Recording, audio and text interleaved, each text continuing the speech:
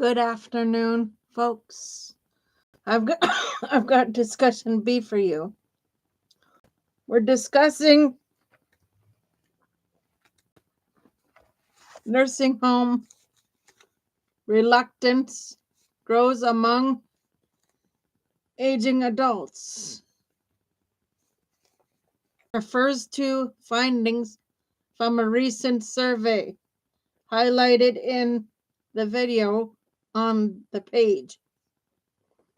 The key takeaway is that older adults are increasingly hesitant to enter nursing homes, and this reluctance stems from far more than just cost or quality of care. Key insights from the page: multifaceted concerns. The survey reveals that seniors' avoidance of nursing homes is driven by deeper emotional, social, and psychological factors, not merely financial or clinical.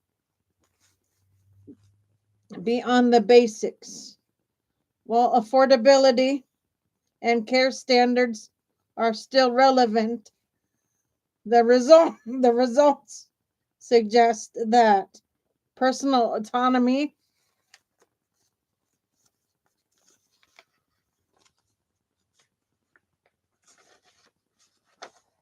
dignity, and fear of isolation play a significant role in shaping attitudes, changing preferences. This trend reflects a broader shift toward aging in place, community-based care,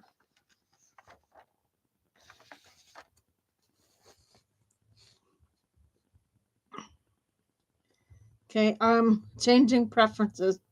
This trend reflects a broader shift towards aging in place, community-based care, and alternative models that prioritize independence and cultural responsiveness. Broader implication: for someone like you who's deeply engaged in participatory design and culturally adapted aging interventions, this reinforces the importance of co-creating alternatives to institutional care that honor elders' values and lived experiences. Guys, it's much cheaper to have somebody in their own home with services. It is much cheaper to do in home care in the elder's home than it is a facility.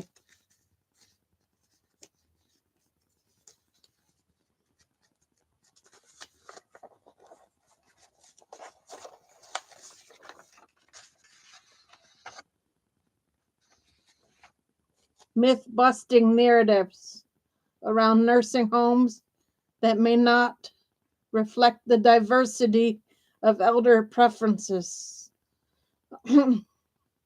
Designing toolkits that support caregivers and communities in building supportive, non-institutional environments. If you'd like, we can sketch out a framework for community-based aging models, or explore how these findings could inform your life review toolkit adaptations. The emotional reluctance among aging adults to enter nursing homes, as highlighted in a survey from this page, stems from a constellation of deeply personal and psychological concerns, not just practical ones like cost of care or quality. Here are the key emotional drivers.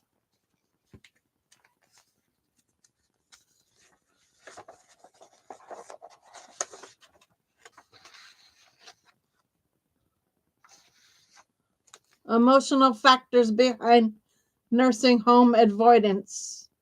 Loss of autonomy. Many seniors fear losing control over their daily routines, decisions, and privacy. The institutional setting can feel disempowering. Fear of isolation. Despite being surrounded by others, nursing homes can invoke feelings of loneliness, especially when cultural or linguistic needs aren't met. Stigma and identity. There's often a social stigma attached to institutional care, which can feel like a symbol of decline or abandonment rather than support.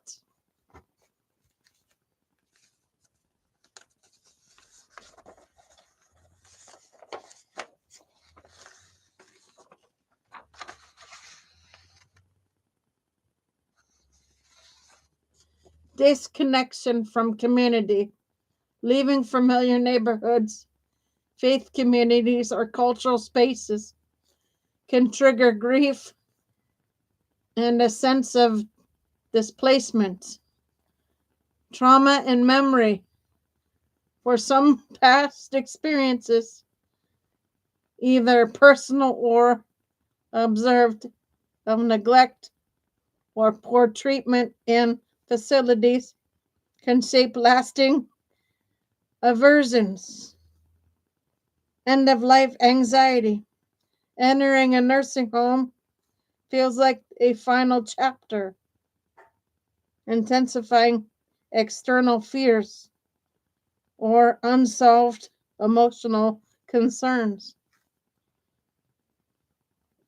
For your work, Felicia, these insights could inform how you frame life review prompts, design culturally responsive toolkits, or adapt adapt caregiver resources.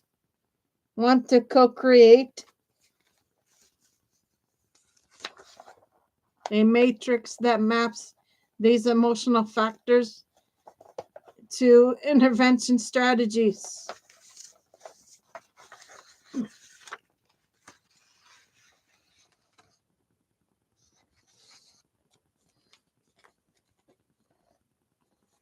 To address the emotional reluctance aging adults feel toward nursing homes, we need strategies that go beyond clinical fixes and speak to dignity and autonomy and cultural resonance. Here's a framework that aligns with your participatory, equity driven approach. Strategies to address emotional reluctance, empower autonomy and choice, modular care plans, let residents co design their routines, meals, and activities. Let them have a say in how the facility runs. Let them tell you, the workers, how they want the facility to run. It's their home. It's their home, guys. It's not just a it's just not it's not just a moneymaker. It's their home. If you put somebody in a nursing home, it's their home until they pass away. So give them some power as to how it runs. How the facility is shaped should involve residents when it's their place they're living. So they feel more engaged, to want to be there. You want to make it you want to make it feel like home instead of just an institution. Because I guarantee you, because I've seen it with my own eyes, I guarantee you people want to take the community-based services more than the institutional. It's much cheaper to have somebody in their own home with services rather than a facility. So if you're going to have a facility, make it home like for them, and give them the control to help you design programs, activities, things of that nature. Involve residents so they feel empowered. Okay, I'm going to finish my presentation.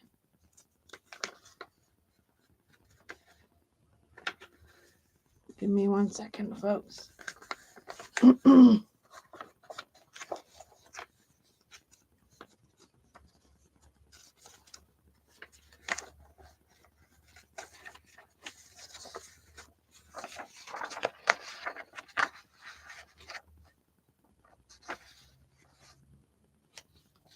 Resident councils formalize input into facility decisions, from decor to programming. Digital storytelling. Use life and review tools to preserve identity and agency, combat isolation, and foster belonging. Intergenerational programs. Connect elders with youth through mentorship or shared projects. Culturally specific cohorts. Group residents by shared language, faith, or cultural background. Community integration. Facilitate regular outings and partnerships with local organizations. Destigmatize institutional care. Myth-busting campaigns. Share positive narratives and diverse models of elder care. Peer ambassadors. Train former residents or caregivers to speak about their experiences. Transparent matrix. Publicity share. Quality indicators and resident satisfaction scores. Address trauma and memory. Trauma-informed design. Create environments that feel safe, predictable, and soothing. Sensory rooms. Use music, scent, and tactile elements to invoke comfort and familiarity.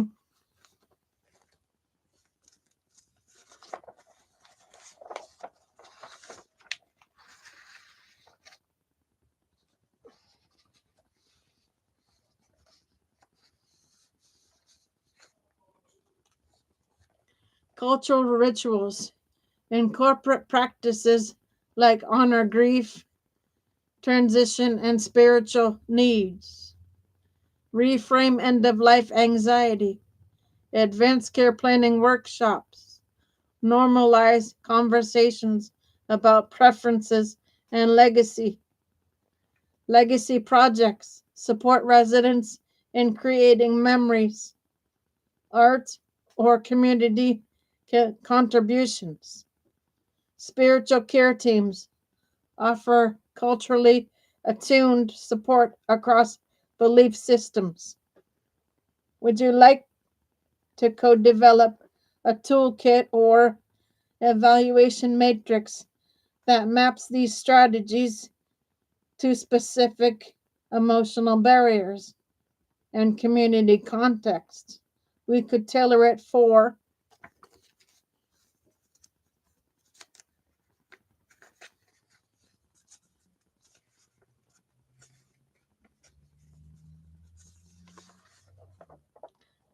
rural African American elders or other priority populations you're working with.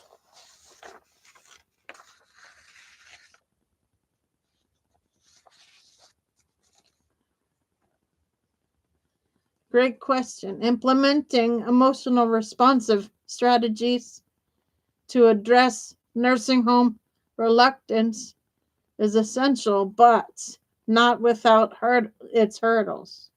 Here's a breakdown of key challenges, especially relevant to your systems level work. Challenges in applying emotionally responsive strategies. Institutional constraints, rigid policies. Many facilities Many facilities operate under stricter regulations and that limit flexibility in care routines or cultural adaptations.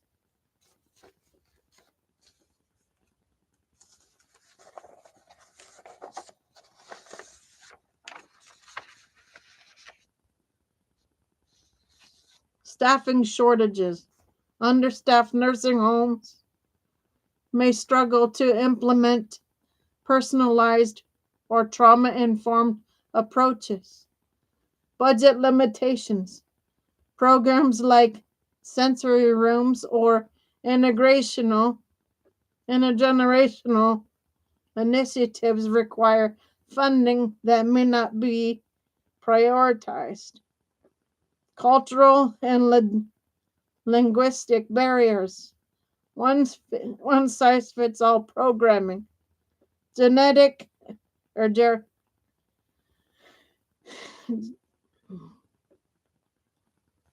generic, generic, generic activities may alternate residents, uh, alienate residents from diverse backgrounds. Lack of cultural competency training. Staff may unintentionally reinforce stigma or overlook emotional needs tied to identity and heritage. Community mistrust and stigma.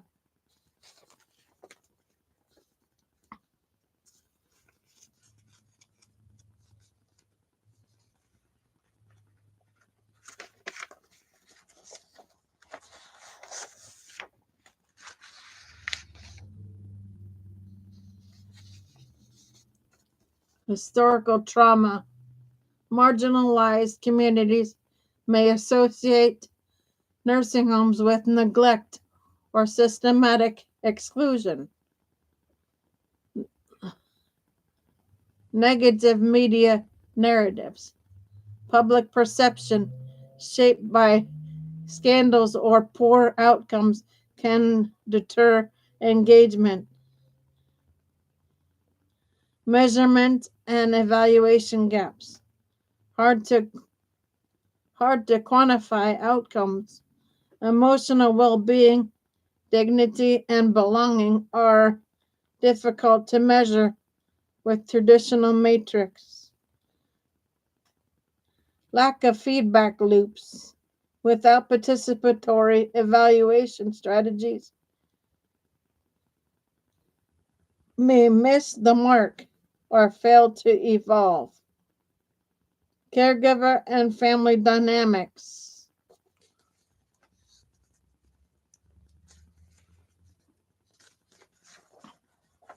Conflicting expectations.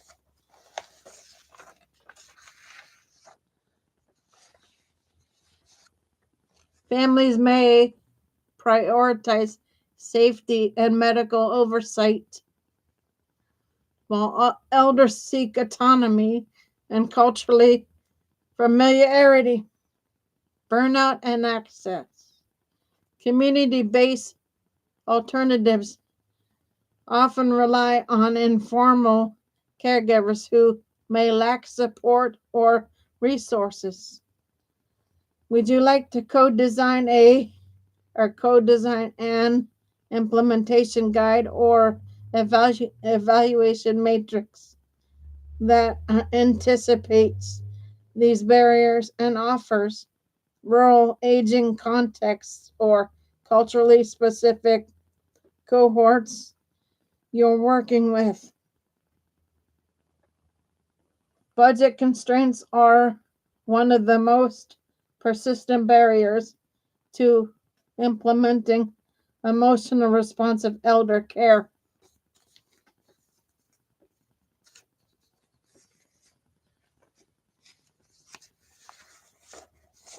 strategies.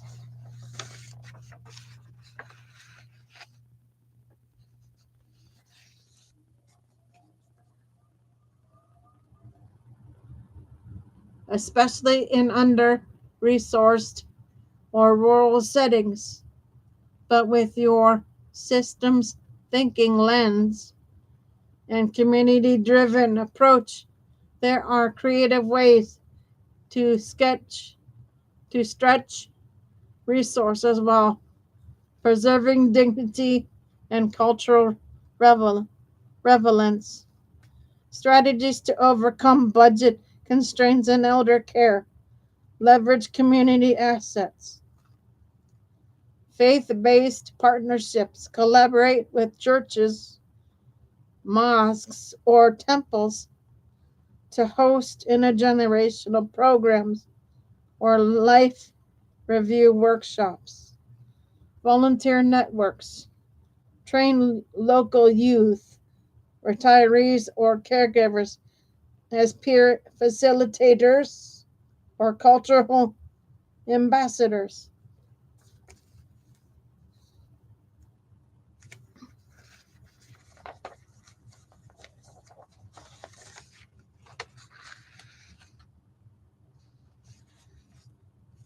Shared spaces.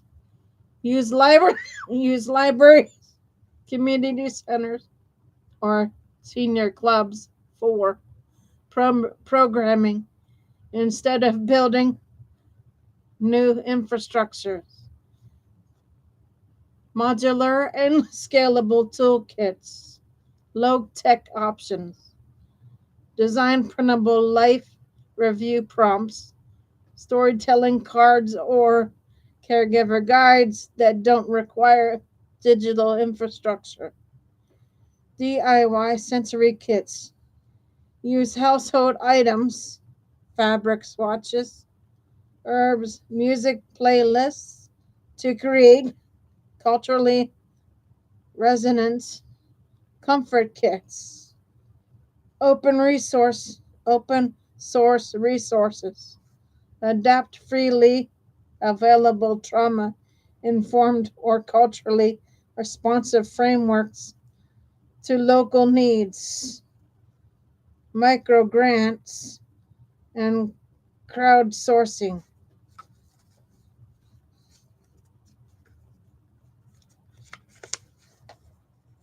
Local foundations apply for small grants targeting aging, health, equality, or rural innovation.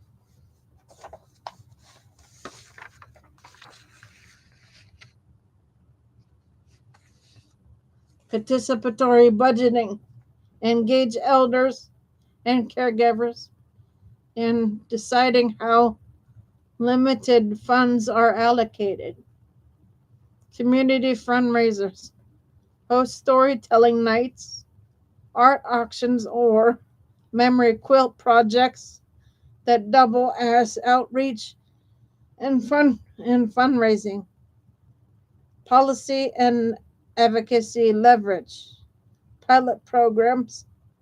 Frame initiatives as scalable pilots to attract public health or aging services funding. Coalition building.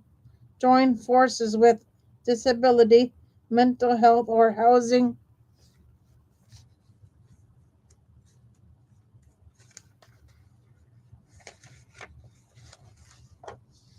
advocates to pool resources and amplify impact.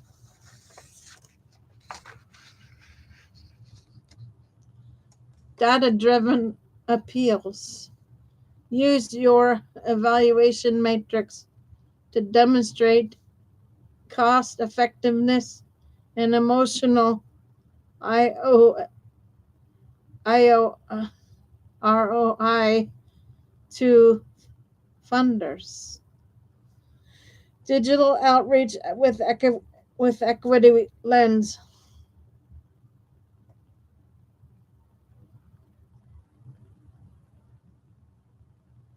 Use MS, use SMS, WhatsApp, or radio to reach elders without internet access. Culturally tailored media. Co create short videos or audio stories that can be shared across platforms with minimal costs. Caregiver toolkits online. Host downloadable guides with myth busting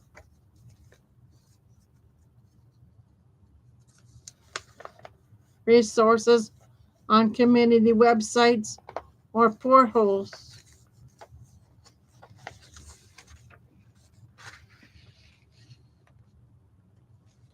Okay, guys.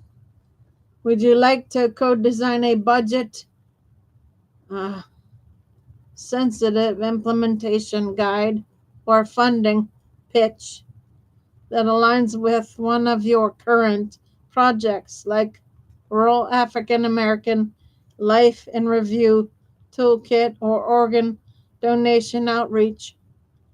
We could map strategies to emotional needs and funding resources.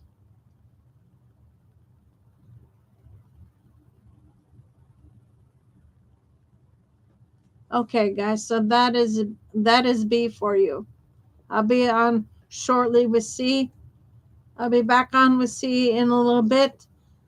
I'm gonna take a break for now. I'll be back on in a few for C. For now, Gator Wellness. Take care, folks.